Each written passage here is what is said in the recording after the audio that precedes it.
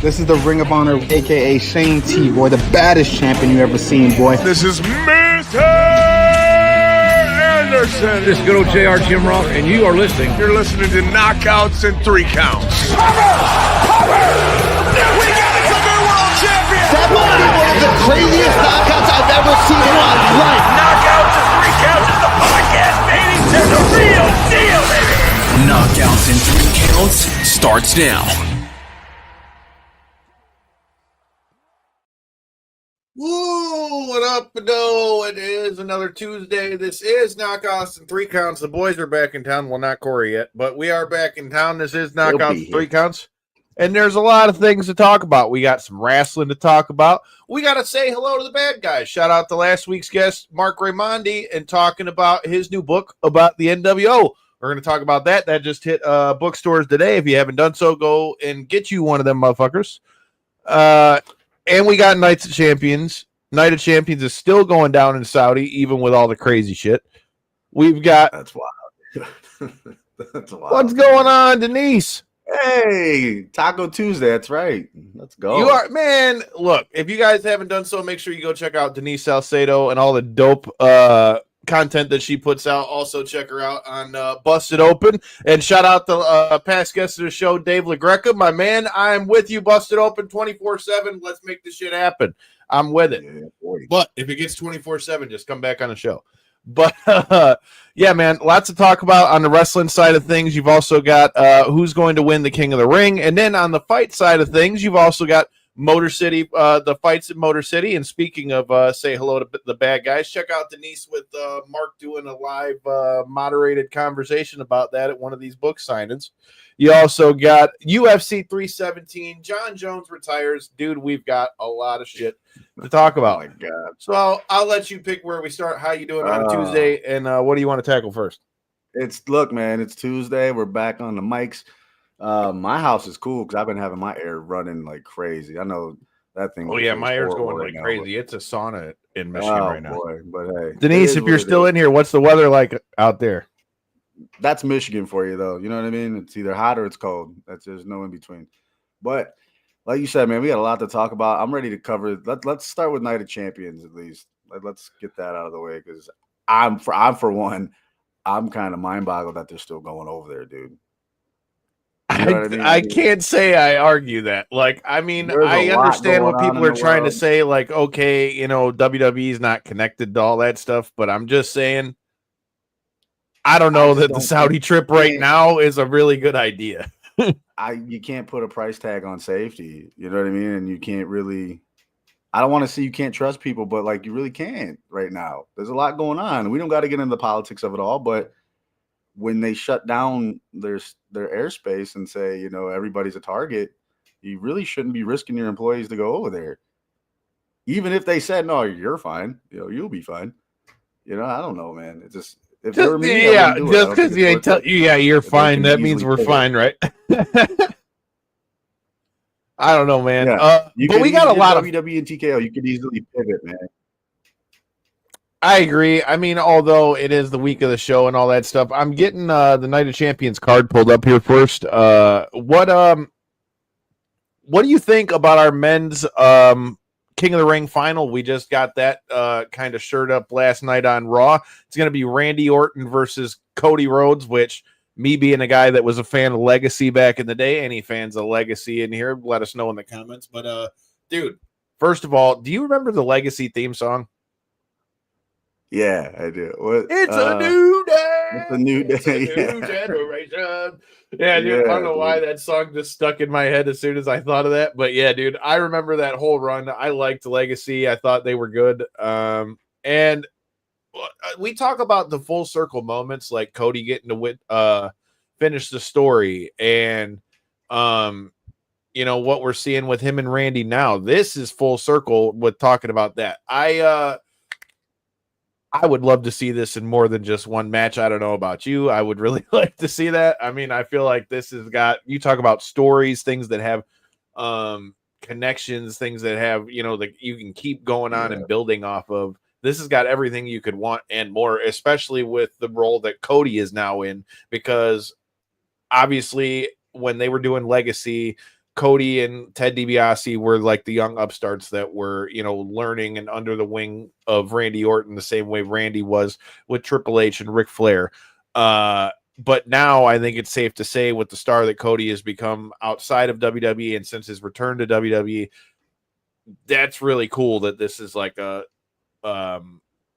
full circle face-to-face moment. I think it's dope. But here's the question though. Does Cody beat Randy? Yeah. So I was thinking of this earlier, man, because I don't think Cody wins because I think, and I believe Cody said it in an interview, he's kind of on the back end of his the face run right now. We could be getting a heel Cody soon, and I'm cool with that. So if he gets so frustrated to the point, you think we see heel Cody before we see heel Randy? Yeah, I do. I think so. Interesting. I think so. It's kind of a coin flip, but I'd love to see either way it goes. It's going to be great. I kind of think it's going to go the opposite way.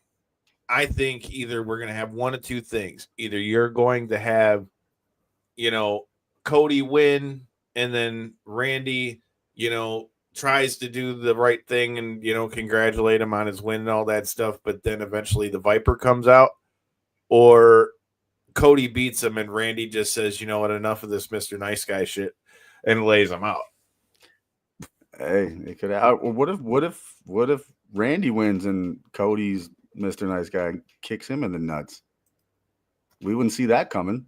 Maybe that's it. I don't know. Cool thing is we can go either way, and it's going to be awesome. I think so. It's a tough pick though, because you just don't know which way they're going to go. But if I'm picking Randy Orton to be the King of the Ring. All right, so we're split down the middle. I think Cody wins this. You think Randy wins this? And just for the record, for those that are tuning in, appreciate you guys coming in here. Make sure you like the stream, share the stream, all that stuff. Let them know that you're watching. But damn, now you got the legacy song stuck in my head though. You fucker, you fuck. It's a new day. It's a new. It's gonna be on my Spotify playlist. Well, that's going to be in the next DJ set, bro. Speaking of that, listen, man, to our guys I got to get that on my bucket list. Rumble, I want to do a whole wrestling set, dude.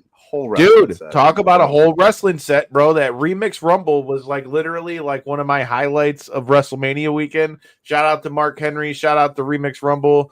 Shout out to our guy Danny Ocean, who was in there with us. Shout out to the Professor, man. You want to talk about a cool motherfucker? That's a cool motherfucker. And he's coming here to do a comedy joint next year, too. Man, I got to be in the building for that. Shout out to our guy, the Professor. There we go. Who you picking in the Women's King of the Ring? Or Queen of the Ring, excuse me. You there? Or you froze? He froze. While J-Bone figures out his connection stuff, we're getting that all squared away. The Women's Queen of the Ring is something else. I wonder. Oh, you there? Or you dead? I'm here. I thought you cut. No, you froze up with your tongue out of your mouth like this. Well, on this side, I just had you spinning. I don't know what's going on. I don't know. I was good. I was talking away. You were froze on my screen. But what I was asking is, who do you got for the Women's King of the Ring, bro? Oh man, or Queen of the Ring. I'm gonna say I keep Asuka. saying King of the Ring. Women can be kings too. I like Asuka in this one, man, and only because I think I still think Jade's gonna mess with or get dealt with Naomi. So I think Naomi's still on her ass. So I feel like she's gonna do some shit at Night of Champions and cause her the Queen of the Ring. All right, now that I've heard the double play from J-Bone, and now I'm hearing it on mine too. It's StreamYard, bro. StreamYard can't. StreamYard is StreamYarding today. Dude, they've been on some shit lately.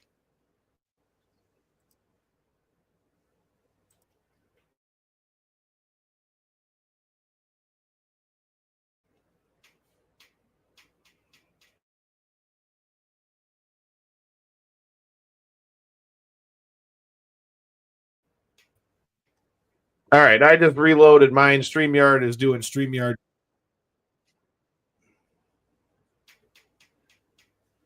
All right, here we go. Just trying to figure out some audio stuff, J-Bone. That's all you make your pick.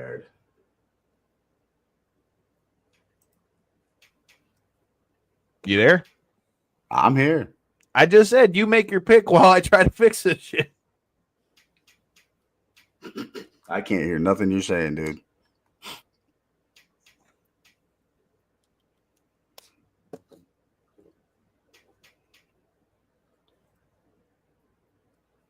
All right, can you hear me? I can hear you. Well, you wasn't answering. Anyways, I like Asuka in this. I mean, I don't know. I like Asuka in this. I want Asuka to win, but I feel like Jade Cargill is the one they want to build up, so I feel like she might win this. But I like what we've seen from Asuka since she's been back. She's been one that I've said for a while that I wish, we saw more of. In WWE. So her being in here for the Queen of the Ring. My big thing for the Queen of the Ring is I just hope they make it as serious as it is for the men's too. Like, let whoever the winner is be like them going for the title. Let that be a big thing. Like, don't downplay the Queen of the Ring. That's my big thing. Wait, they do get a title shot at SummerSlam, right? Is that's what I understand. It's both the winners are getting a title shot at SummerSlam. Okay, so what if Jade wins the title at SummerSlam and Naomi cashes in on her? Maybe that's where we're going with that.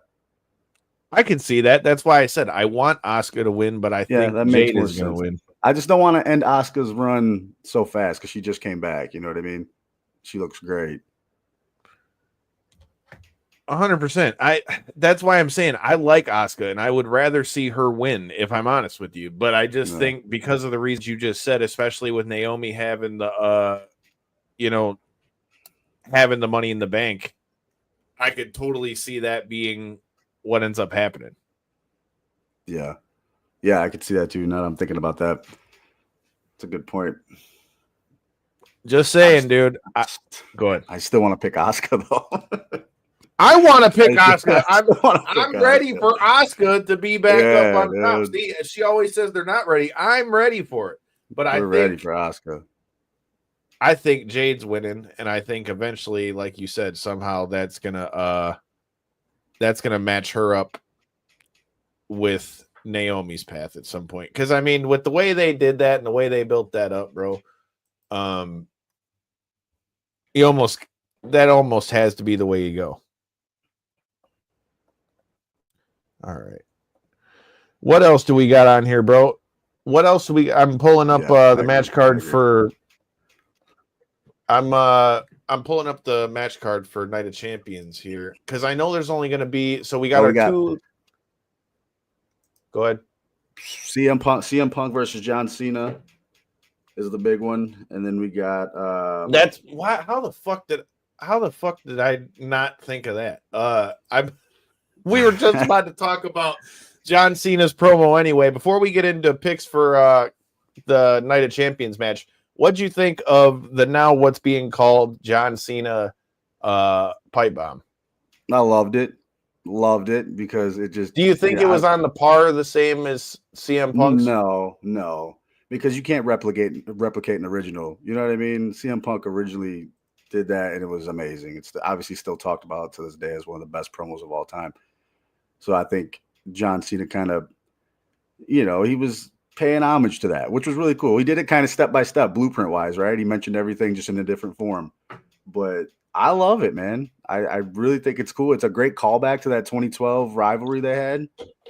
I think it was awesome. And it just adds more of the gritty bad guy John Cena that we're having a freaking blast with it. So I thought it was great.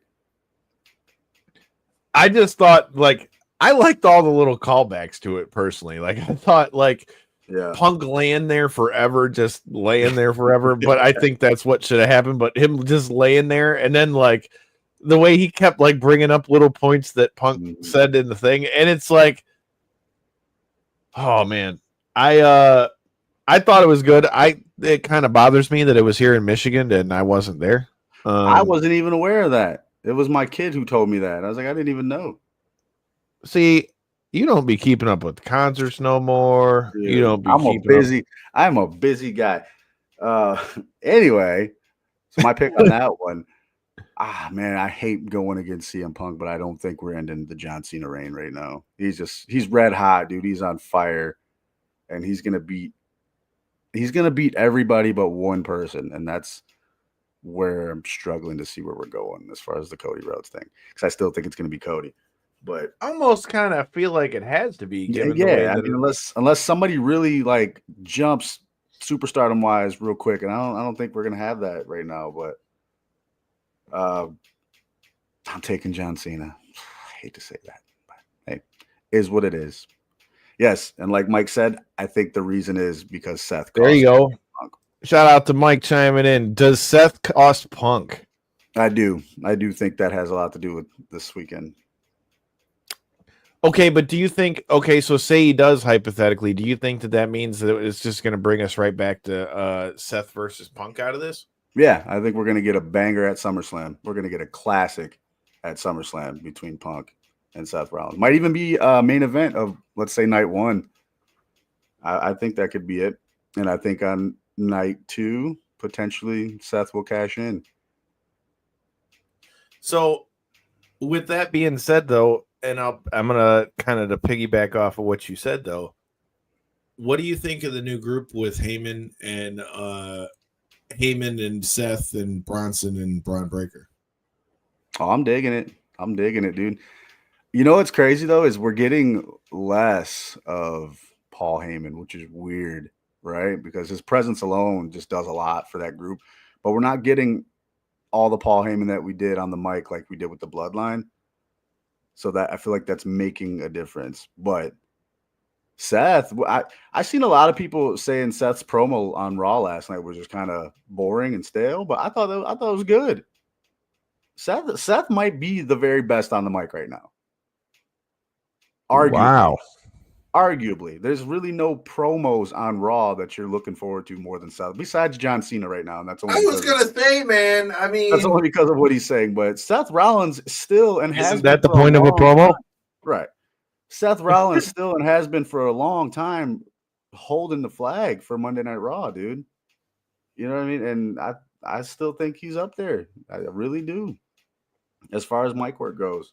But that group, red hot. I still hope they add a Becky, though. I hope that happens. I don't know when it's going to happen or how it's going to happen, but I still hope that happens.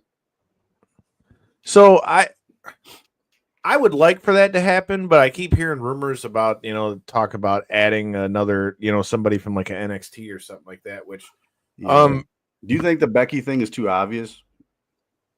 If they were going, what my initial thought when this group came together and, I was there, ring the bell, get you one of those t-shirts at millions.co, or I've still got plenty. I can mail one out to you. But I thought immediately when I saw the group, I immediately thought Dangerous Alliance. Mm-hmm. Like that's what I thought. And then, so we need a woman. Well, right. But that's why I thought Becky was the perfect fit with her doing like the whole heel deal with Lyra and all that stuff. I just thought that it would kind of like was a shoe fit in, Yeah. But I mean, at this point, I don't really know what the direction of that group is. So I don't know if that means we're going to get another guy or if it's going to be, a girl that joins the group, because I feel like we still haven't really seen like the true direction of where they're going to go yet. Because It's like right now it's kind of like Braun and Bronson are like the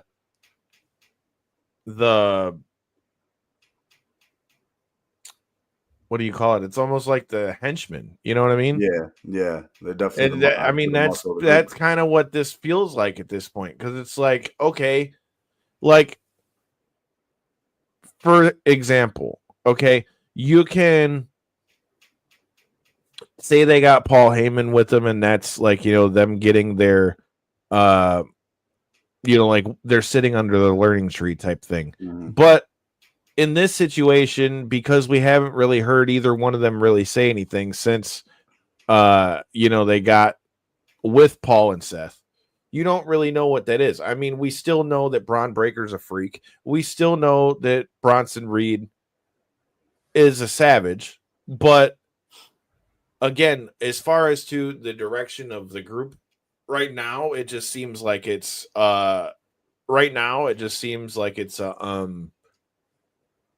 I don't know. It gives me henchman vibes, but I would love for. Do you think? I only seen this question on Twitter recently, but do you think they need gold to stay relevant? Not Seth. I'm talking Braun and Brunson. Maybe tag team gold or an IC title, US title, whatever. Do you think they need gold to stay? I don't know that they need gold, but I would say more so in Bronson's case. I think it would be better for him. Add him some legitimacy. Although, I mean, I think everybody thought he was legit before he got hurt. Yeah. But I feel like for this group, you kind of have to. While I get Corey in here, we still got one more match, we got two more matches. Three more matches. I wasn't even aware of the Jacob Fatu and Solo match. I didn't even know that was on the card. I must have missed something there. I'm getting old. They had a lot of stuff. Well, they had the whole thing that went down on Smackdown. Didn't you watch Smackdown? I must have missed something on Smackdown because I didn't get to watch it live on time anyway. Yeah, you got my kid to fill me in on that stuff. Where were you on that one? What up, boy? What up, boys? How's it going, fellas? Well, you missed the whole StreamYard glitch fest. Oh, I got lucky on that one. You missed out on that one. Of course, right when Denise joins the stream. Right. Right when the top tier people are looking. Jeez Louise. You gotta love it, dude. But I like this, dude. I've said it for years. You know what I mean? You know what it is, bro. All gas, no brakes with it. I've been said for years. I'm a Jacob Fatu guy, man. I like that they're breaking Jacob away from the whole Solo thing. And as we've already seen, Hikuleo wrestled again here in Grand Rapids before SmackDown. I think what's going to happen is Solo is going to probably lose to Jacob at Night of Champions, and then Solo is going to go recruit the other Tongan and go get Hikuleo so that when the Gorillas of Destiny come back, you got Tama, you got Tongaloa, you got Hikuleo, and then he's got the Tongan hit squad basically ready to go against Jacob Fatu. But I still don't think he's going to give a shit. But I am all in favor of pushing Jacob Fatu to the moon. Thoughts on that match? Yeah, no, I'm with you. I was going to say the same thing. We got more guys coming in, man, and we got to get to SummerSlam though, because I think that's Jacob's big payoff is on the big stage at SummerSlam. So I don't know how we're going to get there yet as far as everything goes, but I think he might lose this Saturday to Solo due to some outside interference, and then maybe get his lick back at SummerSlam. But I'm taking Solo on that one. But I'm with you. I like the way that whole story is going to play out. We got a ways to go, but I'm loving that. Chris, I need picks in the comments. What are you thinking? Solo versus Jacob Fatu. Are we going to get the rest of the Tongans now in the bloodline? I kind of feel like that's where we're headed for it. All right. We talked about Jacob and Solo. We've got Rhea versus Raquel Rodriguez in a street fight. I think this match is going to be a badass. Former tag partners, two, beasts of women, and I mean that in like the best of I mean that in like the best of terms. That's the most women muscle you have in a match, right? Well, I guess if you had Jade, but a lot of back muscle in that one. Let's just say that. Hey, bro, I'm with it. I'm here for it. I'm ready to see how this one goes. I think Mommy's going to be on top again. I think she takes out Raquel Rodriguez, but I feel like this is going to be a hard-hitting clash, and someone's going to get their ass whooped. Is what's going to happen. I'm surprised they're going to let it be a street fight. That's interesting to see how far they could take it. I didn't even think of that until you just said that. I didn't even think about that because with it being in Saudi, right? That's something. And them to see how that goes. I didn't even think of that. That'll be really interesting to see what we see from a street fight with two women in a place like Saudi. Yeah. I'm with you though. I think Mommy's gonna be on top again. I think Rhea's gonna get this one. But interesting to see how that plays out. I definitely am in agreement on that one. Now we've got Sami Zayn and Karrion Kross. Now, I, for one, am all for. I want to see more of Karrion Kross. Damn it, They got his shirts on all the stands when you go to the shows. People are buying the shirts. You keep seeing the videos of when he wrestles on like main event or whatever it might be with that, bro. Like, we need this man to get a push. At least in my opinion, I want to see him, do something meaningful. Just the entrance with him and Scarlett alone, in my opinion, is one of the best entrances in wrestling for a long time. It just doesn't get used enough because Cross hasn't been doing a ton. But I've been a Killer Cross guy for a long time. I want to see them do something with him. And even though I like Sami Zayn, I want Karrion Kross to get the dub on this one. Yeah, I'm with you too, man. He deserves it. The guy, I mean, you think about WrestleMania weekend, the guy went out and got his own push from the internet. You know what I mean? So he really was a lot of talk over WrestleMania weekend with the documentary and Bloodsport and not being on the card. So he deserves to be where he's at. But we just need a little more. We need more TV time. So I think we're starting. We're getting there. It's going to take a minute, but I'm with you. I think he wins this. And I think him and Sammy are going to be linked up here pretty soon in some way, shape, or form. I think he's going to recruit Sammy somehow and turn him over to the dark side. Let's see. We'll see. I don't know. However this plays out, I hope that Karrion Kross comes out better for it. I think it's time. I think they know that the dude's a star. His entrance is dope. His look is different. And like you said, legitimately has skills in jiu-jitsu and fighting and things of that nature too, which, I'm always a fan of. But I'm just saying, and that lady he's got with him can be on my TV anytime. Anytime. Scarlett Bordeaux can be on my TV anytime. Yeah, dude, I love Sami Zayn, but I'm going Karrion Kross. Real quick before we jump off Night of Champions, what do you think it's going to be like the day of, as far as the tension of the show? Because I've seen so much on X about them being over there, and I read that there was already people over there stuck where they're at the airports and stuff. I heard there were WWE people already stuck over there, like the ones who went over early. Yeah, where's the event at? Saudi. Oh, yeah. And we don't have to get into the politics of it all, but it's a lot of tension, and it's gonna be interesting to see how that plays out. Hopefully, everybody's just safe. Let's just get through it. But if it were me, I wouldn't have sent them over there in the first place. Just saying. I mean, you saw the coach came out a couple days ago and said he didn't understand why they were doing this, and that he already knew people that he knew in the company that were stuck over there already. I did read that if they were to move the show or cancel, they'd lose approximately $50 million. Oh, they're going to lose a shit dude, there's no way they're going to cancel it because, dude, they're getting paid like crazy. We talk all the time about what Turkey Al Sheikh's doing in boxing. Well, you think that WWE is going to go over there and not get paid? Right. Well, let's just hope that price tag is worth your safety, man. Let's just pray for a good show and a clean show and a safe show, and everybody gets back and forth. Okay. Hopefully there's no issues. If I'm not direct, I may be confused, but they're not directly involved in the conflict, are they? So, I mean, it might just be a travel issue more than it might be necessarily. They're not, but it's already come out within the last day or so that all flights into Saudi airspace have been taken down already.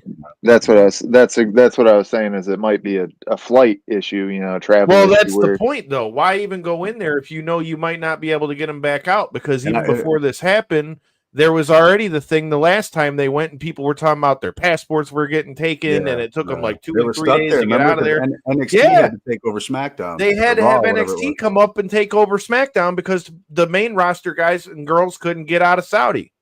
And they're not far from all the drama. So No, that's for sure. I'm not. Yeah. I'm not trying to wish nothing bad. I can't lie. This definitely seems like it might be one of those where I'm like, it's a risky move, man. They're really screwed if they do and screwed if they don't, if you really think about it. Because if you don't do it, you lose $50 million. I'm just saying that if I were the boss. Is $50 million even a dent in their annual fucking financial report? Yeah, but then it could mess up their whole deal then, because then does that put you in like a breach of contract thing? Because obviously there's some kind of contract when they're running this many events over there now. Yeah, I would imagine.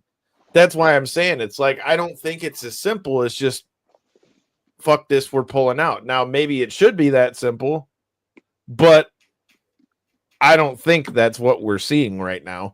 And I just hope everything goes well. I mean, one thing I will say, fly on the wall of that conversation, dude. That'd be crazy. We got to make this money, boys. It doesn't matter if you're stuck over there for 2 months. I can't help it. We got to make this money. That's what I imagine. I'll be curious to see if Triple H and Tony Khan make the trip. They have to, don't they? I mean, not technically. I mean, technically, they could just send the match card and the crew. I bet. I mean, at least Triple H. I would bet they're both there, to be honest. I mean, who knows? I don't know. Who knows? Yeah. Who knows? I really think. I mean, I bet you both of them are there. I hope everything goes smoothly. I hope everything, goes without a hitch. I just hope that everything stays cool in the US of A right now. We'll go with that. Shout out to everybody who's checking us out, whether that's Facebook, YouTube, Twitter, millions, all of the things. It says there's about 123 of you guys in here right now. Make sure you guys share that out. Let everybody know they're coming, retweet it, all that kind of stuff. Greatly appreciate you. Shout out to bodyslam.net as well. We also had AEW Mexico in Arena Mexico, bro. That was a badass setup. Yeah. And then that Mystico entrance where they were all singing along and knew that shit word for word. Yep. That was like some rock concert type shit. I didn't know the words because I don't know Spanish, but dude, it was dope. Yeah. It was dope. Like that whole crowd was just rocking and vibing. And shout out to my guy Shane Taylor showing up Arena Mexico. It didn't exactly go the way it is planned, but shout out to our guy. Another big one marked off the list. Shout out to the infantry and Trish Adora, who I'm so glad to see in Shane Taylor Promotions. I've been saying that since she wasn't Shane Taylor Promotions. But I thought we had a pretty damn good show, dude, for the most part. That promo by Hangman in all Spanish. Oh, yeah. First of all, props to him to being able to do that long of a promo in Spanish, whether he had to memorize it or what. Yeah, I was about to say, did he memorize that real quick? Because I didn't know he was fluent like that. Good for him. I mean, you never know. Maybe he is. But, I mean, I'm sure you could, write out what you wanted to say and then, maybe translate or something, but man, because I assume something like that's not just coming off the hip. You use Google Translate. We got AI technology. That's what I'm saying. So write it out in Google Translate. I'm saying I don't think he came up with that off the dome and was able to spit it out in Spanish. Yeah, I wouldn't think so. Pretty impressive. I'm just saying now, if he did that, that's pretty fucking impressive. Yeah. If he did that, that's pretty damn impressive. I don't know, man. Like I said, I love it. Shout out to AEW's getting ready to come up on All In Texas, July 12th. We're getting Kenny Omega versus Kazuchika Okada in the States in an American promotion. Yeah. I just talked to AEW today. Hopefully I'm going to be there. I'm not going to lie. The idea of seeing that match live and in person. Yeah, that's a legacy match right there, dude. You go and look anywhere on the internet, dude. That match, the matches that they had, broke the fucking internet. Yes, pretty much. Literally broke the fucking internet. It wasn't even over here in the States. Wow, what was the latest on that MJF situation with the mask? Because I remember there was a fan altercation. So he took off. Whose mask was that he got? It Mystico. It was Mystico. Jesus Christ. Yeah, it was Mystico's. Yeah. So he took Mystico's mask. And then, dude, they wanted to kill this motherfucker. Somebody came to beat the shit out of him at the hotel, tried to jump him at the hotel. I can't believe they let him do that. You're not wrong. we know the wrestling tradition and heritage for Mexico. That's just something you don't do. I don't care how much heat you get for that, dude. You're crossing the line. Could you imagine if they did that to like Rey Mysterio? No, it wouldn't fly. I don't think he'd make it out of the building. I don't think so. I can't believe that whoever. I mean, I don't know what was. You want heat, bro. You want heat. That's no heat. way everybody sat down and said, "Yeah, this is okay." No way, dude. No way. I mean, well, they did it. So, I mean, props to him for having the balls to do it. But I mean, again, when you have Bobby Lashley and Shelton Benjamin and MVP, Jesus, man, nuclear, bro. He's already there. He's already there. If I'm gonna piss him off, I'm gonna piss him all the way off. So what happened? So did somebody confronted him at the hotel? Was that what it was? The way I understand it, it looks like it happened at the hotel after the event was over. Yeah, I read a little bit of that, but I didn't see like a result. I mean, well, dude, they were talking like we were talking about. Listen to how that entrance was. Like the whole place was singing along word for word with his song. You know, that's crazy, dude. I hope he had some extra security that night because screw that. If he didn't, then he's going to. If he didn't, then if they go back, he's going to. I think for sure. All in all, dude, I thought AEW Grand Slam was dope. What about the Brody King coming out with the Abolish Ice shirt on? Yes, dope. I love Brody King, man. I'm not even mad at it, bro. Not even mad at it. Yeah, no, Brody King is a dog. He's another one. Brody King guys. Don't give a fuck. Brody King beats to the beat of his own drum, and he don't give a fuck. Yes, that's a bad dude in real life, right there. That's one of those guys you don't fuck with in real life. I mean, all you got to do is look at the guy. And right. My first thought. Remember when we went to AEW and he choked out Darby over the little battle royal? He just choked him out over the ropes. That's broken. I remember seeing him in a Knights of Columbus at a Progress show and hitting the rope so hard that the top rope snapped and he went backwards and almost got hung by the ropes. Hey, man. Like big dude coming at you right there. That's my point. You're talking about strong enough to like knock the whole ass rope down and just snap it. It was like a rubber band, except a lot heavier rubber band. And if somebody would have got hit by that, that would have been very, very bad. Shout out to Brody King, though. I fucks with Brody King. We also before we get off the wrestling, how could I not start this with rest in peace, Sabu. I was at Sabu's funeral on Saturday. I seen the likes of Rob Van Dam in there. I saw Jimmy Jacobs in there. I saw Scott D'Amore. I saw quite a lot of notable names in there, and as expected for a legend like Sabu. Shout out to the American Kaiju, Lindsay Snow, who was in the town over this weekend. Linked up with her a little bit, was with her at the funeral. I don't know, man. It was cool to get to be there, man, but still sucks that we lost Sabu. Yeah.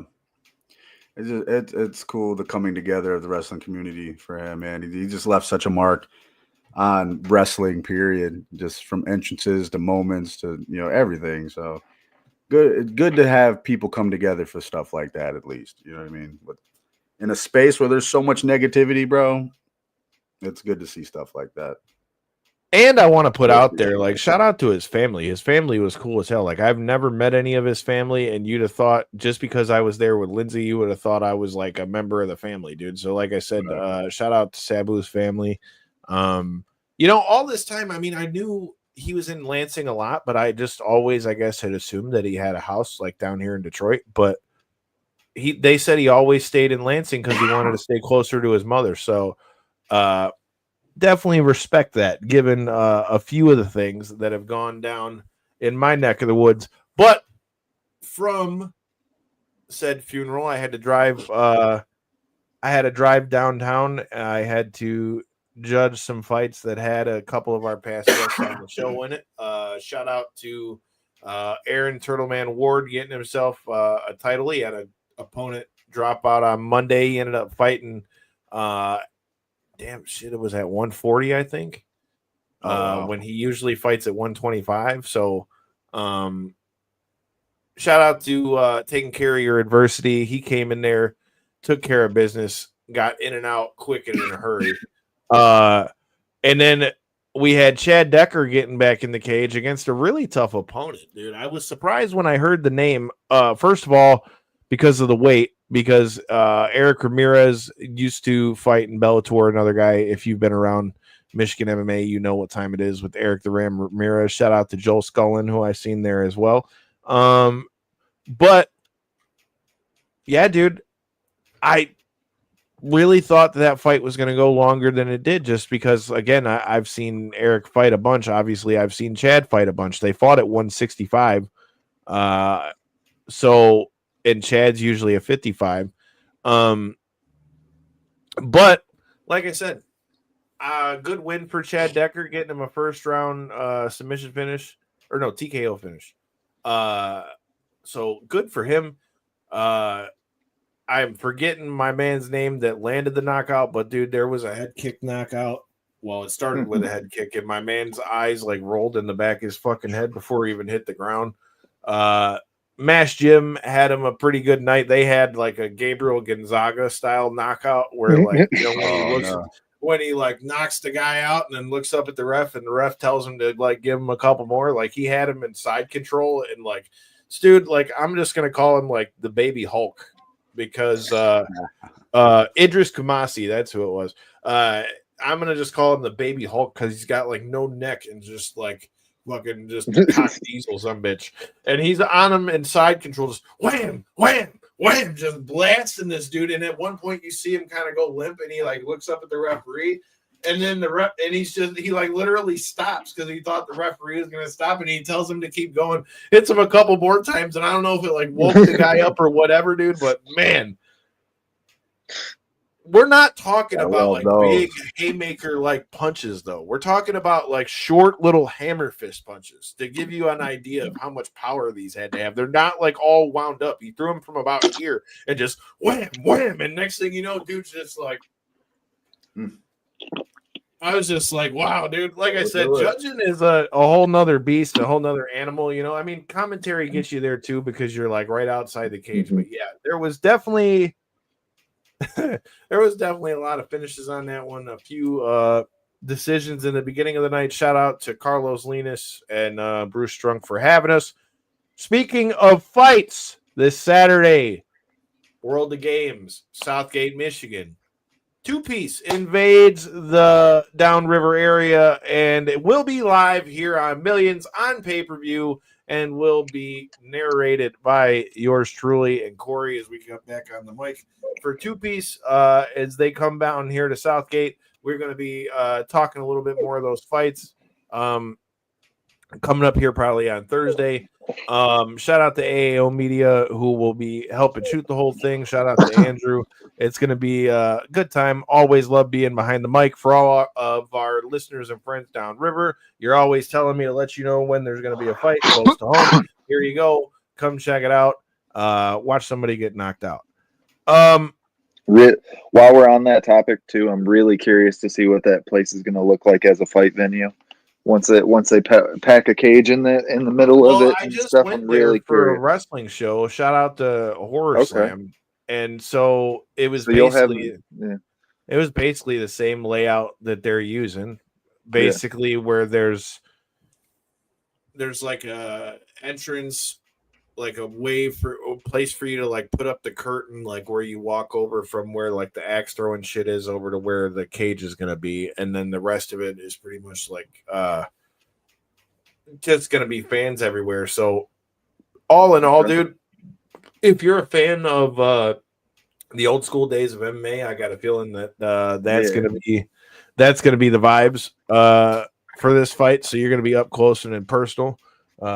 Hopefully my suit doesn't go home with anybody else's blood on it. Blood stains, man. You know, it's happened a couple times now. I guess it comes with the territory. You need to take some wet wipes with you, man. At least for your phone. At least for your phone this time. Remember, we had to like go freaking we had to go to the bathroom and wipe off our phones and shit. Oh, yeah, God. dude, I got it all over my phone at Mitten Muay Thai the one time. Yeah, dude, it's these are some of the things that happen. We also had a UFC card that went down this weekend. Our guy Jamal Sweet Dreams Hill did not get the dub against Khalil Roundtree. Before we talk about what what happened in the fight with Jamal and what's next for him. What are the thoughts on Khalil Roundtree and where he goes from here? For me, at least, killer performance. Hard to take much away other than the fact I didn't see much of the like finishing instinct. It seemed like because he did have Jamal hurt in a couple of those instances, and it seemed like he. And I've heard it broke down from a couple other podcasts, so I guess in hearing it that way, I agree. It wasn't his responsibility to go for it. Khalil's. It was more Jamal's being the one that wasn't ahead in the fight and stuff. But that would be my only real critique on Khalil's performance was the fact that maybe we didn't see that, that gusto to get the job done when there was maybe a couple opportunities for it. That being said, though, it was pretty clear throughout. There was a couple moments where he got hit with some solid shots, but other than that, he was able to control the pace, really took Jamal's leg out. And once that happened, man, it was just, it was basically him controlling range and landing whatever shots he wanted to. Jamal kind of doing what he could with the one leg and maintaining out there and trying to land a couple shots, but he just wasn't active enough, Jamal, in my opinion, man. It was one of those fights where dude, he was getting his leg ate up. Yeah. Like taking leg kicks like that. I mean, it's hard to be active when you can't I'm looking push at forward the off your now. foot. It says Khalil landed 56% of his strikes. Well, dude, his calf. If that's you look high. at the calf on his one leg, it looked like he had a baseball on the back of his calf. Yeah. Like it was gnarly. Landing more than half your strikes is high in any MMA fight. So, yeah. With a guy like Khalil, they hurt. They cause Look, damage. dude, Jamal Hill's got a dog in him. There's no way to understate that. And shout out to our guy Brett Big Dog Martin. I think he said it best. I mean, he's doing this against the best fighters in the world. I don't know necessarily what the next fight is for him, but I will always show love to our Michigan guys. Absolutely. Other than that, man, there wasn't a lot of bigger fights on this one. Curtis Blades getting him a decision win. Rafael Fiziev getting one. Blades got lucky in that one. If we're gonna bring that fight, Blades got lucky in that one, man. I can't even think of the dude's name making his debut into the UFC, fighting a top 5 guy. Kuniev. How you pronounce that, Kyle? You're good. Kuniev. Kuniev. Yeah, you're correct. Kuniev, if he would have just been able to keep a little more gas through that third round, and if he would have just done a little bit grass, more, no bakes with it, bro. Yeah, if he would have been a little more active in maybe the first, I mean, there was moments in that fight where I thought we were about to see Blades go out, and for Kuniev to get that debut shot against a top 5 guy, to me, they were setting Blades up. That's what it seemed like to me, is they were setting him up. I think they're not necessarily a fan of his style. And I mean, we've seen a performance like this and it kind of shows why. I mean, you're supposedly top 5 in the world in the biggest fighting organization and you struggled with a guy making his debut, so for me, I mean, good on Kuniev, props to him. But I mean, really, it just showcased the faults to me in Curtis Blades' style. Honestly, I would say this particular weekend is like that's a tough win for him. Like it's kind of a shitty win considering the news that broke with the heavyweight title and John Jones. It's like because you didn't really impress nobody, yet you won. I mean. He looked beat up at the end. Yeah, he won. Kyle, you're right.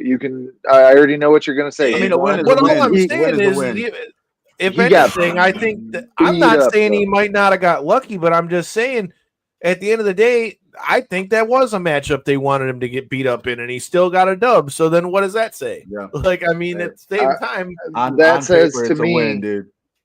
You should have done a lot better because you're one of the best in the world and you're coming off a title challenge. Right, but you're telling me the UFC didn't know that this guy was a young killer and they were hoping he was going to get a good performance off of a guy like Curtis Blades? Let me ask you this. If Curtis Blades went in there and totally smoked this guy, knocked him out, do you think he'd be first in line for Aspinall's heavyweight title? Potentially. I know. There's a shot. I don't think so. I think it's still gone, right? Gane or Volkov. Those are the only two that Volkov make is the other sense. one, okay. I would say, But him and Volkov already fought, so Right. it's kind of at least Gane's a fresh matchup. But you know, I don't know the heavyweight division. Real quick before we jump into the heavyweight division, shout out Fiziev for getting a return to the win column too in the co-main. That was also a real entertaining fight with him and Bahamondes. I like that. That was a good one. I But mean, go ahead, Kyle. Go ahead. no, I was just gonna say. I mean, look, dude. I still don't subscribe to the. I still don't subscribe to the standpoint of like John Jones was scared of Tom Aspinall, because I really don't think it had anything to do with being scared of him. Like, I really don't. Like, now, can you say maybe he was ducking him? Maybe, but I don't think that it's, in my opinion, this isn't like a thing like, oh, I'm scared of Tom or whatever the case, you know. And the thing is, when it comes to these things, there's three sides to it. It's your side, my side, really four sides, maybe Dana's side and the truth. And, you know, Dana says that this fight was already a done deal. You know, John had already agreed to it. I do think that there's a level of like, maybe John knew like taking this fight was gonna be like the biggest test he was gonna get, and could potentially make him go out, if this is gonna be on his last fight, be like, you know what I mean? If this is gonna be his last fight, you know, and then he goes out and loses the title, I could see that being a concern. But yeah, I don't know, man. The thing that bums me out about it though is like, it really just killed the heavyweight division. Because no matter who, in my estimation, no matter who Tom Aspinall fights, you know, as the new undisputed heavyweight champion, no matter who it is, I just don't think it's going to have the cachet to like finally put the respect on Tom Aspinall's name that I think, and what a lot of people think, should have already been there, considering the fact that he's already defended the title more times than John did as the regular champion. That said, it makes me want to address something that got posed via our Instagram, and you know, I am not scared of that shit. So if you're listening to this, Lavaz MMA, I will have clips of this up as well. I know he said he wanted to come on the show to talk about this, but his standpoint was, we all know, and I've said it here on the show, this is why I don't know that I could ever fully consider John Jones as the GOAT, being like the PED misses and things like that. But here's what Lavaz had to say. He said, the MMA community knows 10 times Jones was juicy, not 3, not 6. Everything's public information. And he said he'd be happy to come on the show. And he said he has a fake record. Now, okay. Do I agree that maybe there could be a chance that maybe, you know, once maybe John had gotten away with some stuff back in the day? I don't know, because there's no way to really prove that. But this was my argument when we were talking about it on Instagram as well. Like, to say the man's record is fake, that's a little far-fetched to me, because I mean, as far as what, like handing him like easy fights? Well, they were saying, yeah. I mean, I assume that's what he was going with, but like, I don't see that though, because okay, can you say when he fought Strogan, it was like more I should say Stipe. When he fought Stipe, was it more advantageous for John Jones? Yeah, sure, okay, you could say that, but like, realistically, the guy beat Stipe, the guy beat DC, he beat fucking beat some of the grades. I mean, he's beat, dude. You talk about a hit list. That's honestly, I think so. To rebuttal, I guess, a couple of the points that you made, but there's no to the commenter's point. There's no argument with the strength of schedule. That he's the Alabama. And that was all I was trying to say. There's no saying that he doesn't deserve a rank, because his strength of schedule. He beat the older generation. He beat the old generation. He beat the new generation and some of the now generation. Like he really did clear 4 generations of fighting. He's been in the UFC for so long. And when he burst onto the scene, it was only 3 or 4 fights, and then he was already fighting for the title.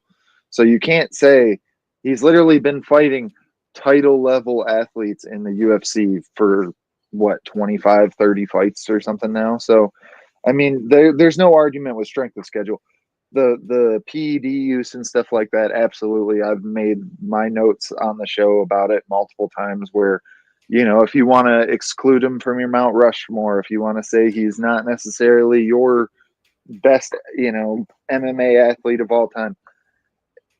To me, what really showcases so much about, I don't want to say the disrespect of John Jones, but what he's left the taste on MMA fans is the lack of I'll see somebody who's a solid 50-50 fighter for the last 10 years that's just been a decent fan favorite that gets more wow, he retired, props on a great career type of talk and stuff than I have for John Jones's retirement. Literally one of the best athletes that we've been able to see in this sport. See, but I think that's because of what he did, though.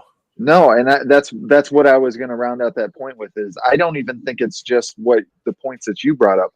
I think so many people's taste on him is so off is because of all the cop stuff, all the criminal charges. Well, and then not to mention, look what happens to come out right after he announces his retirement, dude. Hardy has got to wonder, okay, maybe is there some truth to what Dana said, and maybe the fight was done, but maybe Dana knew that this thing was going to come, before we did, because they usually know about the things before they hit the news.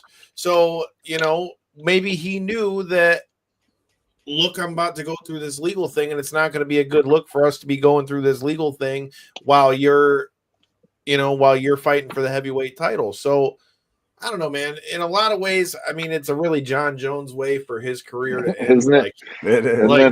And I hate to say it that way, but it really is. It's a John Jones way for his career to end because we've said it a few times. Being a champion is also a characteristic trait, dude. Yeah, you had a great run. You beat guys like Cormier, Gustafsson, Sonnen, Vitor, you name it, Shogun. But outside the ring, you didn't carry yourself as a champion, dude. I'm sorry. You got in too much trouble, too much shit, and you are definitely outside the octagon. You are not a champion of the world. Well, I'm sorry. Brian Campbell of Morning Combat was on Submission Radio doing kind of a breakdown of the retirement and stuff, and I think he said it really well with the fact of he burned himself in MMA fans minds. Yeah. He did so much wrong, and to your point with it's just this constant flow, and with this, it's the most John Jones possible retirement ever, where it's you make your retirement, relinquish your belt, do everything, you avoid a potential, challenge like you were arguing earlier, Kyle. And then on top of that, you also have this litigation thing that comes out allegedly. And there's the phone call that they got a void. Well, he got in an accident and he dipped out, and then and not only that, that was another point I wanted to point out that Brian Campbell said. He's coming up on 40, and he's acting like he was still in his early 20s. He's making mistakes allegedly the thing is he was riding around with some girl who had no pants on and was high as shit off shrooms, and there was a car accident and she was in the passenger seat. That's the whole.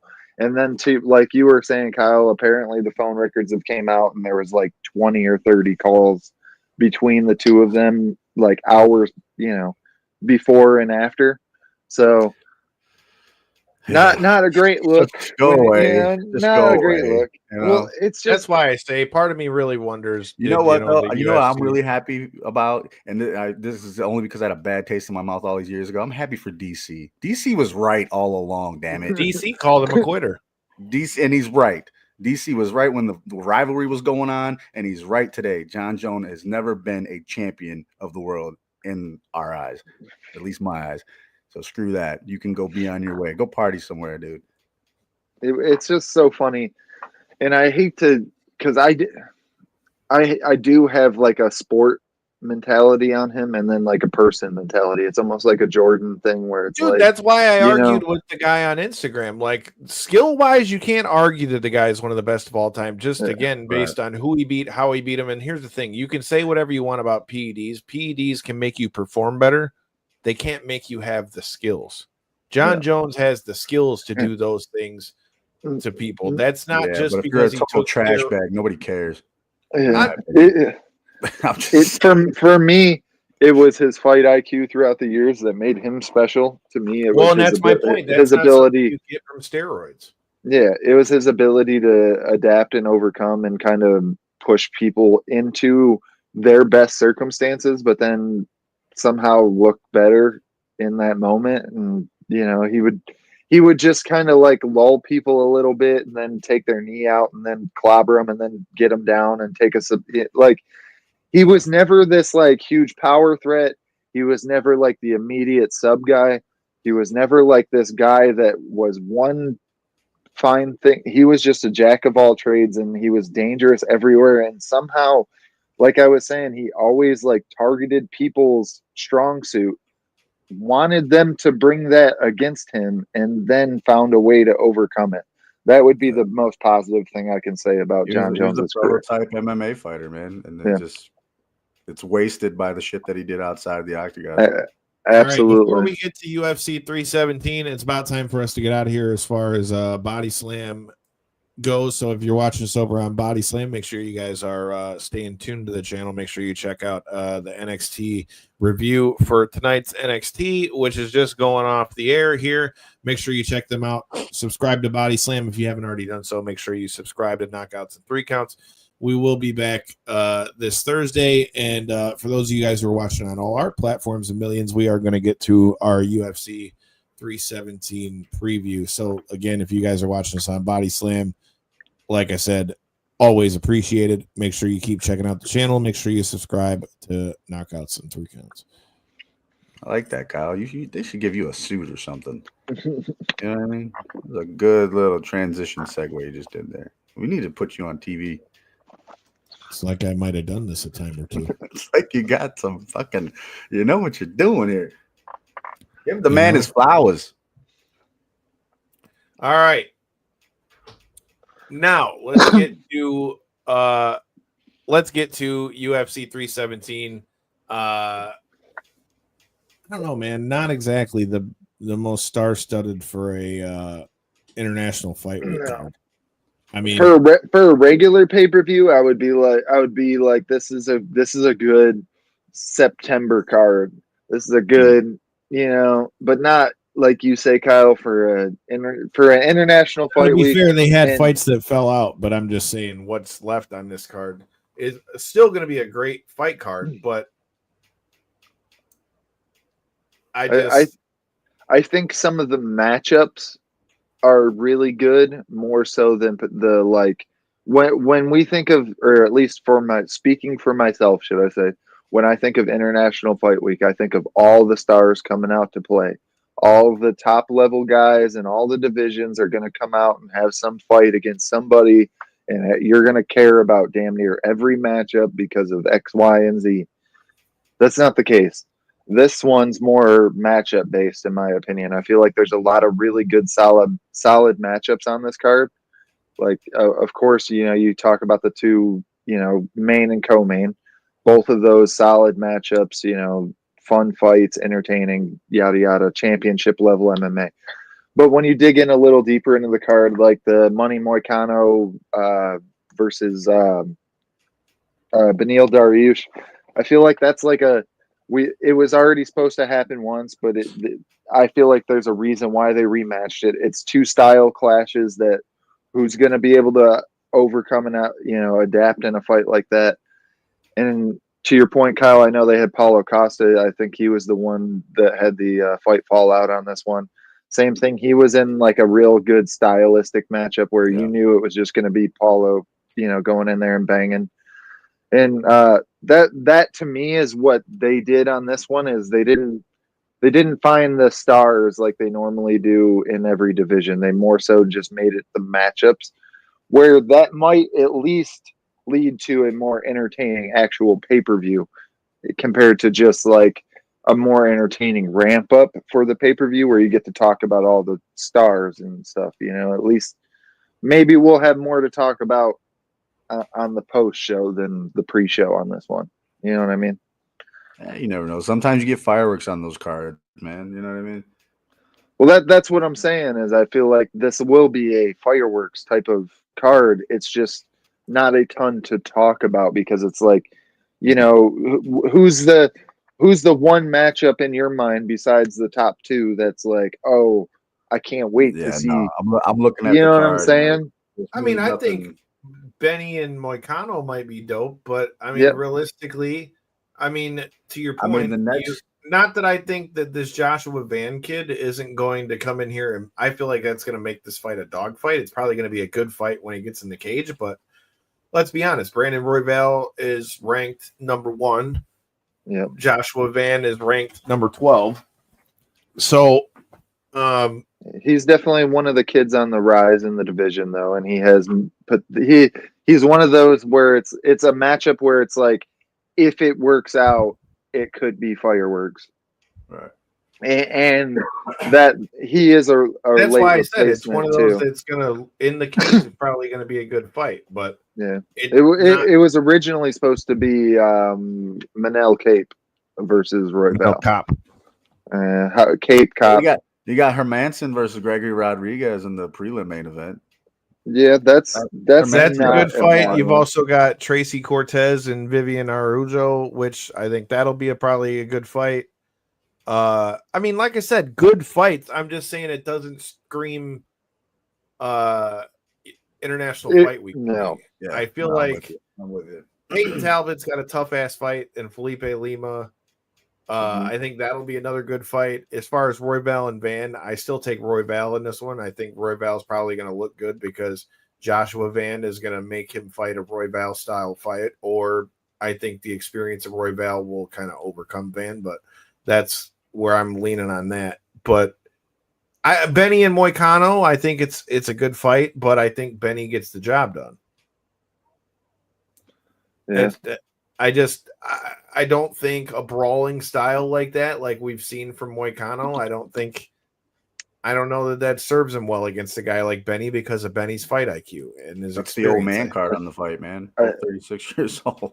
I feel like for that matchup, it's Moicano always surprises people in the fights where it's like, other than of course Islam kind of walked through him a little bit, but Moicano always goes in there and surprises people in the matchups where I feel like he's outskilled. And I feel like, to be honest with you, I agree with your point, Kyle.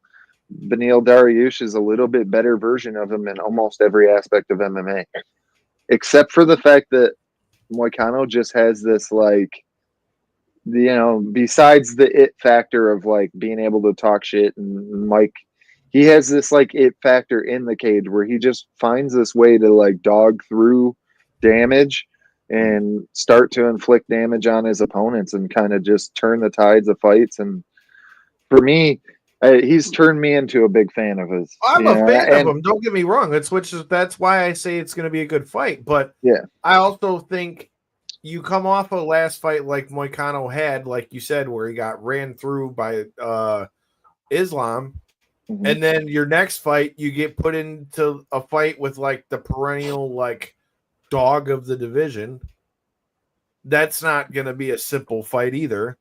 Nope. And to your point, I also think that it's going to play into it that I think Moicano is going to go in this knowing that he has to prove something, which might open something else up for Benny. That's why, in a way, this is a fight that's booked to kind of help Moicano bounce back, but I think if the best Benny shows up, I think Benny beats Moicano. If the best Benny doesn't show up, then Moicano can, turn the ship. Yeah. All right. Alexandre Pantoja versus Kai Kara France. I like Kai Kara France. Really like Kai Kara France. Me too. But Me too. Alexandre Pantoja is winning this fight. I think the wrestling and the ground game is going to be too much for Kai Kara France. I think it's no secret that Kai Kara France wants to stand up. He wants to be able to land shots. He wants to be able to bang. I don't think Pantoja gives him that ability in this fight. And you talked about fight IQ with John Jones. I think Pantoja's championship experience and things of that nature are going to be the difference in this one. And I don't necessarily know by a winning method, but I think that Pantoja keeps the belt. Yeah. J-Bone, who you got? I'm next. Man, look, I'm a Kai Kara France guy, man. I've been rooting for this guy for a while. I love the way he fights, but like you said, the championship experience does matter. Experience does matter, but I'm going the other way on this one, man, because I can't jump off the bandwagon now. I like Kai. Don't get it twisted. Let's get the dub, baby. I'm go in there, walk away with the belt. Take it. I know I'd be happy for him, but I just feel like Pantoja's like he's really showcased this like dominance over the division as of late, and I feel like I want to give credit to Kai Kara France. I thought we've seen the best version of him a couple 4 or 5 fights ago when he was already at the challenging for the title level. I think he fought Brandon Moreno for the title, or if not, it was a #1 contender or some shit. And he wasn't able to get it done in that fight, and I thought we've seen the best version of him. I thought we've seen a striker that just kind of, had plateaued and, was going to be able to win some, maybe get another chance towards the that's not what we've seen out of him. He's definitely improved his whole skills, in my opinion. What we've seen from him now is a even more deadly version, even more concentrated version of that power. And all that to say, I think he's gained, levels on his game, but I still think Pantoja is just the king of this division. I mean, he really has surprised me, the level of dominance that he's been able to show in all of these title bouts. And as much as I like Kai Kara France, like you guys said, I think he does at least possess the power to potentially really get this, get it in murky waters, even if it isn't a one shot, done type of thing. I just don't think it's going to be enough against Pantoja. I think we've seen him on such a run, and I don't necessarily see it stopping anytime soon, but that's always how the title runs go, right? Just when the ball gets rolling downhill, there's always a big enough bump to stop it. So we'll see if this is it in the world, man. Yeah, we shall see. I don't think we're getting a new champ out of this one. And then you got your main event. Topuria versus Charles Oliveira, and shout out to my guy Aiden, my guy Bootleg Kev out there, man. Appreciate y'all. Aiden always popping me in the DMs trying to get my thoughts about these fights. Shout out to my guy Bootleg Kev. If you're into hip hop and don't know about Bootleg Kev, I don't know what the fuck you're doing. Go watch Bootleg Kev. And check him out. Check out What Up Doe if you're in LA as well. I like the name there for obvious reasons. But I was asked what I thought about this fight. Now, okay, Ilia Topuria is a killer. I'm not at all trying to say that he's not. But he is also coming up a weight class. Yes, maybe he's a little big for 45, but Aiden's point, he was like, he's a heavier walk around weight than Charles Oliveira. I don't really think that's going to be a factor in this. Is that true? I don't know about that. I didn't see the numbers. That's just what he was telling me in the DM. Okay. But I don't know. I don't know that I think that's going to be a big difference. I think Ilia Topuria will be most dangerous in the first couple rounds. I think the further this fight goes, the more it's going to play into Charles Oliveira's hands personally. I think Ilya is going to come out hot in round 1 and round 2, and if Charles can weather the storm and really kind of start to do what Charles does, I think we could see a late submission from Charles Oliveira. I also think that his durability is going to be a factor in this fight as well, because I think he's not going to wilt off of just the first shot from Ilya Taporia. And let's not forget that Charles Oliveira's got 3 inches in height on him. He's going to have the reach advantage on him. And Charles has gotten to be a world better striker than what he used to be when he's at 145 as well. I'm not saying I think Charles is going to blow through Taporia, but I don't know, man. Something tells me I think it's going to be Charles. Okay. I mean, if you do feel that way, truly put some money on him, because right now he is a giant dog. I know that much. He's like plus 300 or some shit. Oof. That being said, I huge for that fight. I also feel that pull up. I know both of you guys got the actual, but I've been watching. I've just been watching the podcast, all week, and they've been talking about how big of a dog he is, and I agree. There's so much potential there for Charles Oliveira to be able to find a finish. He potentially is going to be the bigger guy. I mean, beyond, like you were just saying, the height advantage and the reach advantage. Of course, he's going to have that, but he, physically may be the bigger guy. My thing is, I don't know if that's that much of a big advantage against Taporia. Honestly, seeing the way that he was able to deal with Max compared to like Volkanovski and stuff. I know Volkanovski's a massively skilled challenger. I'm not trying to just apples for oranges, those two guys. But what I'm saying here is the way Taporia was able to just kind of deal with the range advantage or disadvantage and turn it into his own advantage. It seemed like it's something that he's been practicing his whole life, knowing he is going to be the shorter guy in most of these competitions, where when he fights somebody that was more his actual equal height and was also trying to get inside to land their own shots, it seemed like it counteracted his offense just a little more. So for me, I feel like Taporia, man, it's one of them things where we just haven't seen him lose, and not only have we not seen him lose, we've seen him almost get better every time and make these world, championship level, athletes look like lesser and lesser challenges every time.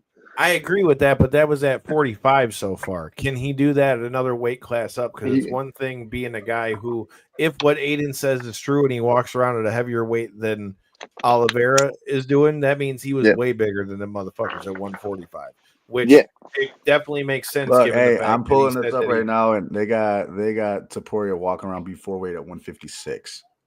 Oliveira 147. Yeah, there's no way he can't be at 147 because he fights at 155. That makes no sense. They said that's his walk around weight, about 147 average. But no, he can't be.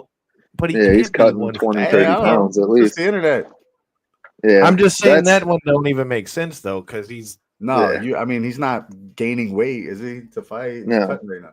Yeah. Yeah, but if he's already at 147, what the fuck's he got to cut for? Right. No. And he, like I said, that was his biggest problem at 145 is he could never make the weight. Right. Mm-hmm. Well, that's what I was going to also bring into the factors. I feel like a lot of people, you brought it up, Kyle, because you've been dealing with, and not only dealing with, but you have experience of one of your friends taking on him in that division. And he you already 5 fucking pounds. Yeah.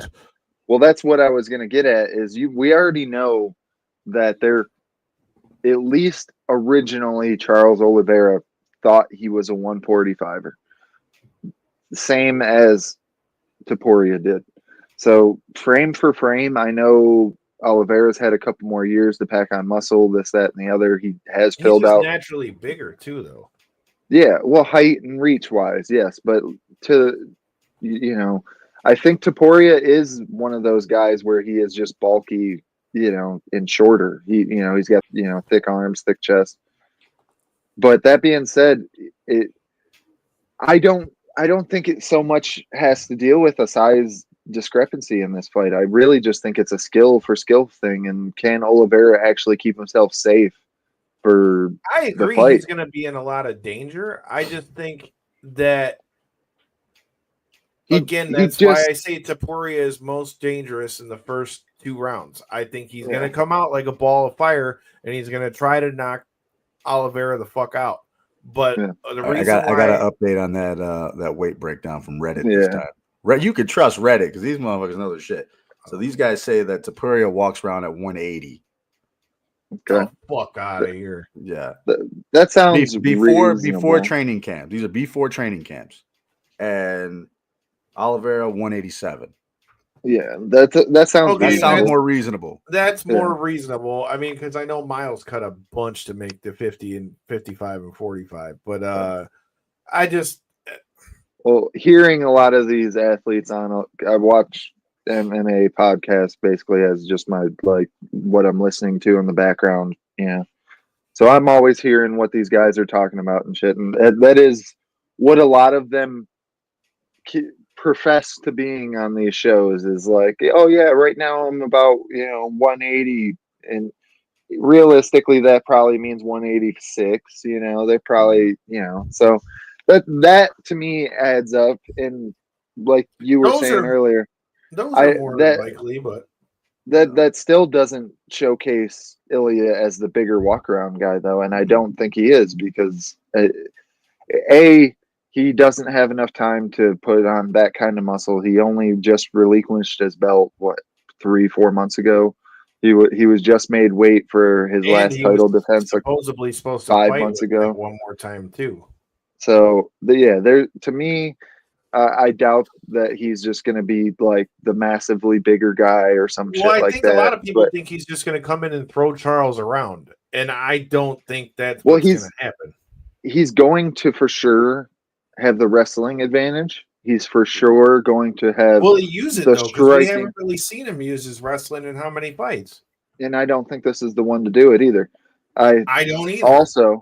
Also, he has the striking power advantage. What Oliveira does though, and what I think ultimately may be his demise, is Charles Oliveira is the creative striker out of these two. He will put himself in danger to try to land a crazy shot, to be able to take your back, to be able to just do. He doesn't worry about necessarily putting himself in bad positions, because he knows his grappling is that high of a level that if he makes a mistake and all of a sudden he ends up on the ground, it's not that big of a deal more often than not. Where for most athletes athletes in the divisions, that's not the case. So for him, I think he's got to not do that a little bit. I think he's got to be picky and choosy on when he wants to explode on somebody like this, because if he's trying to just do that all fight, man, I feel like that's where Topuria is going to be able to find his, openings to land some of these huge power shots. And really, ultimately, I still think that's what's going to happen, is Topuria is going to knock him out in one of these crazy exchanges where Oliveira is just balls to the wall, and next thing you know, he's on the floor sleeping. That's how I'm looking at the props right now, and that's the big favorite is Topuria by TKO. That's a -180. But every other prop, it's almost worth sprinkling a little bit on there, man. Like, you got Oliveira by submission is +700 right now. Wow. Yeah, it's a lot. Just him to win straight up is +360. He's a 360 underdog right now. So if you put like just $10, what's that turn $10 into? On the submission? Yeah. You're gonna turn into a $70 win. That's pretty nice. I'd take it. Hey, I'd sprinkle 25 on it. Man, that doesn't $200 if that hits, but yeah, hey, what does Kyle say all the time? Scare money, don't make money. Yeah, it don't sound too shabby. That sounds like something that absolutely could happen in the fight too. I feel like if Oliveira, considering the props, it looks like the TKO is what's the favorite. I feel like if Oliveira is able to get it done more often, in my mind at least, more often than not, that's how it's going to happen, is he's going to find a way to take his back because of one of these crazy exchanges. all of a sudden he's going to be behind him before he can turn around. He's going to grab him up, and then next thing you know, they're on the ground scrambling. He's able to find his neck, fight over. You know, set a reminder for that prop anyway, just in case. You know, just in case. All right, man. Well, that pretty much gets us through most all of our topics here, and we've still got Jake Paul and Julio Cesar Chavez Jr. I think this fight's going to be more legit than people want to give it credit for because he's a legit world champion, probably the most legit fighter that he's fought outside of Tommy Fury. But I think Jake Paul's probably still going to get this done somehow. Yeah, here's the thing I thought about earlier is this fight don't really have the circus feel that we've had for all the Jake Paul fights, right? That's because he's fighting a real fighter. Because it's legit. But now, is that the double-edged sword that we've been talking about? Like it's almost like nobody cares now. Is it all right? Is it a real fighter? I know Julio Cesar Chavez was a real fighter. I'm not trying. He's a world champ. What do you mean? He was. It doesn't matter. You got to win a world championship. You don't just win a he fucking won it world a championship fucking if you suck. yeah. He won it a very long time ago, and you cannot say that his last 5-10 years. But you could say that how many guys that we watched over the years that they go on a run on the way out and they just aren't doing so hot. I mean, fuck, look at what happened to Andre Arlovsky. But I'm just saying to say the guy's not legit. I mean, oh shit, you bring up Arlovsky. Shit, he won like 6 fights in a row in the UFC, and then they still released him on his first loss, and then he went to BKFC and got a win. But besides the point, what I mean is, to me, this is even less of a real fight and more of a spectacle and less of a spectacle at the same time. Because I feel like Julio Cesar Chavez is somebody who hasn't been following him and doesn't realize the fact that he isn't at that level anymore. He already lost to Anderson Silva like 2-3 years ago. He's not Julio Cesar Chavez Jr. that we used to know when he was at championship level, and he has not been that fighter for years. I'm not arguing that. I mean, we all know that, but I think that's why this fight doesn't have the hype that's on it. I mean, real boxing fans know, but I mean, that's the only thing that's really going to sell a Jake Paul fight. You took most of the words out of my mouth. That's exactly why it doesn't have the hype. But I feel like that's the mistake for Jake here, is the fact that he's trying to add legitimate boxing names, like you started to say, Kyle, and like maybe some people may potentially give him credit for here. But anybody who's in the know will know that this isn't actually in. But I don't think he has a choice, dude. I mean, fuck, you can only fight so many guys that are just know nothing before it's like, okay, at what point are you really going to fight, or is this all going to be a sideshow thing? So at some point, that had to happen, especially now with him being where he is now with promoting Amanda Serrano, and they're using this so that, you know, it brings more eyes to them and all that kind of stuff. I mean, at a certain point, you can only do the sideshow for so long. And I mean, I feel maybe I'm crazy, but I feel like this is leaning more into the sideshow than it is leaning into the real boxing career. Well, you got to realize, though, I'm not, but yeah, it's going to look like that because we know what Julio Cesar Chavez looked like in his last few fights. But what it is, and I guarantee this is probably the thinking, I mean, it's still a former world champion, which that way it can have enough legitimacy to tip the scale to make everybody think it is what it is. But then when everybody else who watches the sport knows that it's not the Cesar Chavez of old, I mean, I think that's exactly what the fuck Jake Paul wanted. That's what we've had the whole time. Because the only other time he ever got close to that's when he fought Tyson Fury's brother, and he lost. Yeah. So he ever gets a shot at Canelo? Ever. Fuck no. And if he does, if Canelo loses, I don't ever want to see fucking Jake Paul on my TV again. But Canelo versus Bud Crawford, take my money. Dana White, Turkey Al-Sheikh, whichever one of y'all wants my money, I will watch that much. But we have gone way over on the show. So with that being said, we never even talked about Goldberg.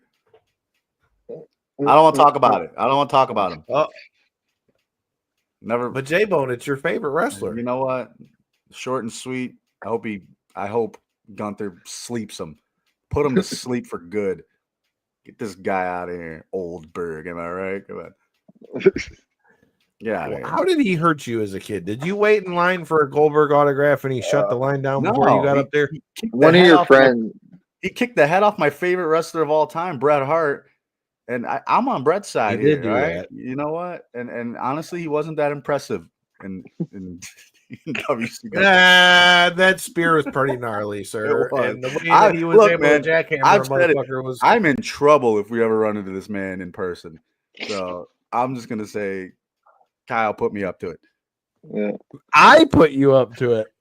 He did like almost decapitate Bret Hart and might have ended Bret Hart's career, but I don't know about him just coming in and getting a world title shot, but that's what we're getting Saturday night's main event. Atlanta, him and Gunther. Gunther might be your savior and put Goldberg out of his misery. I think Gunther is going to keep the title, but make sure you check us out here this Thursday, 9 p.m. Eastern. We will have another episode coming at you. It might be one of the fighters from the last week's clip card. It could be one of the fighters from the upcoming Clarissa Shields card. Stay tuned. Follow us on the socials. Make sure you check it out.